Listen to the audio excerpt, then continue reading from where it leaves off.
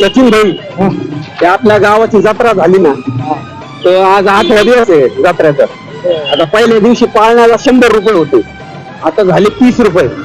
बाबूलाल भाईनी मला सांगितलं होतं पाळण्यात बसायचं. आता भाव कमी झाले ना, चला आपण त्यांना सांगू पाळण्यात बसायचं.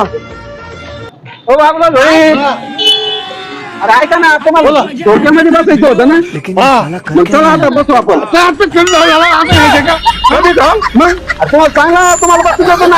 आता भाव कमी झाला, आता काय माणूस माणूस आहे राव. आता भाव कमी झालेले, मी इकडून बसतो, तू तिकडून बसतो. काय लोक